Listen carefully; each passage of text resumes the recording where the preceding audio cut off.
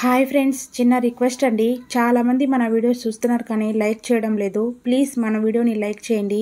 అలాగే ఛానల్ని ఎవరైనా సబ్స్క్రైబ్ చేసుకోపోయి ఉంటే ప్లీజ్ మన ఛానల్ని సబ్స్క్రైబ్ చేసుకోండి.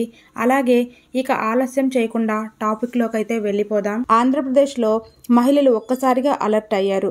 వారు పెద్ద సంఖ్యలో పోస్టాఫీసులకు వెళ్తున్నారు. అందుకు బలమైన కారణం ఉంది అని చెప్పుకుంటున్నారు.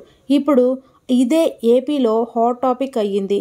పోస్టాఫీసులకు మహిళలు అంతలా ఎందుకు వెళ్తున్నారో ఈ వీడియోలో మనం క్లారిటీగా అయితే తెలుసుకుందాం. ఆంధ్రప్రదేశ్ ప్రభుత్వ అధికారులు ఒక కీలక ప్రకటన చేశారని అపోహలో ఉన్నారు. బ్యాంకుల్లో అకౌంట్లు లేని మహిళలు కనీసం పోస్టాఫీసులోనే అకౌంట్లు తెరవాలని సూచించారు. అలాంటి వారికి ప్రభుత్వం సంక్షేమ పథకాల లబ్ధి లభిస్తుందని తెలిపారు. బ్యాంకుల్లో అకౌంట్లకు ఆధార్ లింక్ సమస్యలు ఉన్నవారు కూడా పోస్టాఫీసుల్లో అకౌంట్లు తెరిస్తే వారికి పథకాల లబ్ధి లభించే ఛాన్స్ ఉందని చెప్పారు. దాంతో మహిళలు పెద్ద సంఖ్యలో పోస్టాఫీసులకు వెళ్ళి అకౌంట్లు తెరుస్తున్నారు. ఇందులో మరో ట్విస్ట్ కూడా ఉంది. కొంతమందికి ఆల్రెడీ పోస్టాఫీసుల్లో అకౌంట్ ఉంది. అలా ఉన్నవారు జాతీయ చెల్లింపుల సంస్థ NPCIతో ఆ అకౌంట్ని లింక్ చేసుకోవాలి అని అధికారులు చెప్పారని ఊహించుకొని కొంతమంది మహిళలు అలా లింక్ చేసుకోవడానికి ఇప్పుడు ఏపీలోని పోస్టాఫీసులకు క్యూ కడుతున్నారు. ముందుగా అక్కడ అకౌంట్ యాక్టివ్గా ఉందో లేదో కనుక్కొని ఆ తర్వాత అక్కడి నుంచి NPCI ఆఫీసులకు వెళ్తున్నారు. ఇందులో మరో ట్విస్ట్ కూడా ఉంది. ఆంధ్రప్రదేశ్ ప్రభుత్వం సూపర్ 6 పథకాల్లో భాగంగా 18 నుంచి 59 సంవత్సరాల లోపు మహిళలకు నెలకు 1500 ఇస్తామని హామీ ఇచ్చింది కదా. ఆ హామీ ఇప్పుడు అమలు చేయబోతుందని, ఈ లబ్ధి పొందాలంటే బ్యాంక్ అకౌంట్ లేదా పోస్టాఫీసులలో అకౌంట్ ఉండాలనే ప్రచారం కూడా సోషల్ మీడియాలో మొదలైంది. ఇది నిజమే అనుకొని చాలామంది మహిళలు పోస్టాఫీసులకు వెళ్ళడం జరుగుతుంది. ఇవన్నీ తప్పుడు ప్రచారాలే. అసలు ప్రభుత్వం ఇలాంటి ప్రకటనలు ఏవీ చేయలేదు.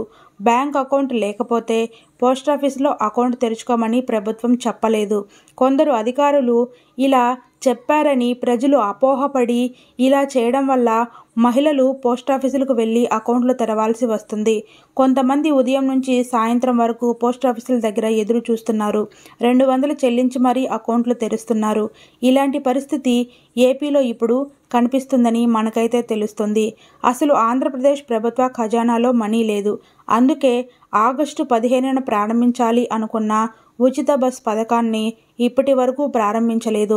పైగా మార్చి 31లోగా రైతులకు 20,000 చొప్పున ఇవ్వాలి. అలాగే తల్లికి వందనం పథకంలో భాగంగా ప్రతి విద్యార్థికి 15,000 చొప్పున ఇవ్వాలి. ఈ పథకాలకు ఇచ్చేందుకు కూడా ప్రభుత్వం దగ్గర మనీ లేదు. కానీ ఇవి తప్పనిసరిగా అమలు చేయవలసిన పథకాలు. వీటికే మనీ లేనప్పుడు ఇక మరిన్ని పథకాలు అమలు చేస్తుందనుకోవడం మంచిది కాదు. పోస్టాఫీసులలో అకౌంట్ ఉంటే మంచిదే, కానీ దానికోసం ఇప్పుడు హడావిడిగా వెళ్ళి ఓపెన్ చేసుకోవాల్సిన అవసరం లేదు. ప్రభుత్వం పథకాల లబ్ధి డబ్బును బ్యాంక్ అకౌంట్లలోనే వేస్తుంది. అందువల్ల ఇలాంటి అసత్య ప్రచారాలు నమ్మవద్దని ప్రభుత్వ వర్గాలు చెబుతున్నాయి. చూశారు కదా ఫ్రెండ్స్, ఇది ఇవాల్టి మన వీడియో. ఈ వీడియో కనుక మీకు నచ్చినట్లయితే ప్లీజ్ లైక్ చేయండి, షేర్ చేయండి. అలాగే ఇలాంటి మరిన్ని ఇంట్రెస్టింగ్ ఇన్ఫర్మేషన్ కోసం మన ఛానల్ని అయితే సబ్స్క్రైబ్ చేసుకోండి. ఈ వీడియో పట్ల ఎలాంటి డౌట్స్ ఉన్నా కామెంట్ సెక్షన్లో కామెంట్ చేయండి. రిప్లై అయితే ఇస్తాను. Thank you for watching friends.